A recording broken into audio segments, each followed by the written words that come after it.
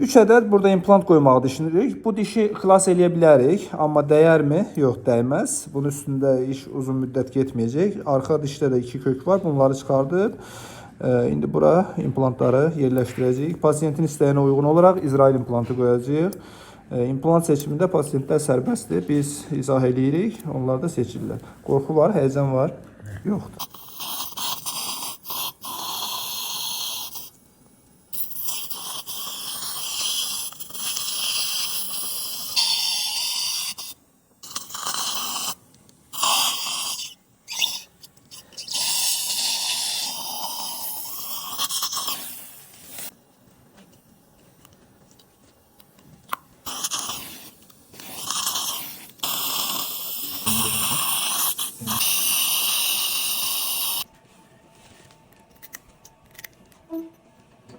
İmplant İsrail implantıdır. Çəkilmiş dişin yerinə qoyuruq bu implantı.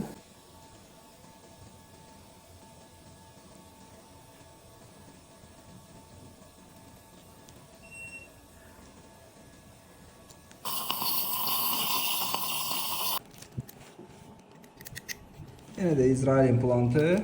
Bu sefer diametri daha qalındır. 5 mm diametr, 10 mm uzunluq.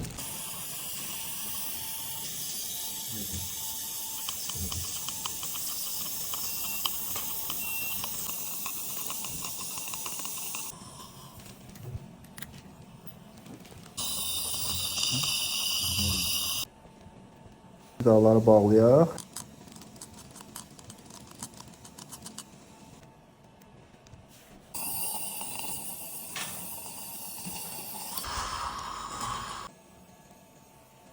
İmplantlar yerləşdirildi. İndi burada da diş çəkilən kimi yerləşdirildi. Qabaq implantda da hər tərəfdən sümük bürümüş vəziyyətdədir. İndi sümüyün plastikasını eləyəcəyik. Artıq sümükləri götürəcəyik, boşluqlara dolduracağıq. Bu hissədə görürük boşluğumuz var. Dişin hansı ki kötüyü çəkilmişdir. Artıq hissələrdən götürüb əksi hissələri doldurub sümük plastikasını eləyib, sonra bağlayıb çıxacağıq. Götürdüyümüz sümükləri indi ora yerləşdirəcəyik.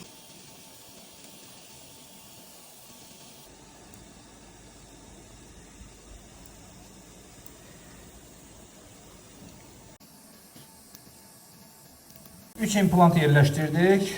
2 diş çəkdik buradan, bir bu hissədən diş çəkdik.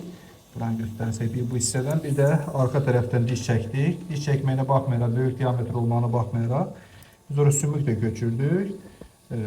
Üzərinə də yerini də bağlayıb çıxdıq. Böyle keçmiş olsun deyirik. Bir dənə ağrı oldu mu deyərdiniz də. Narahatlıq yoxdur ki. Əməliyyatdan qabaq ağrıdan çox ehtiyat edirdi. Gözünə durmuşdu. İllərdir ki gözümə durmuşdu. Dəyərmi həqiqətən? Değmezdi, değmek lazım. Dəyməzdi də, değil mi? İndi hal-hazırda K'dir. Dodağın bu hissəsində asimetrik, ona görə görürük. Birazdan K açılandan sonra o da normallaşacaq. Keçmiş olsun.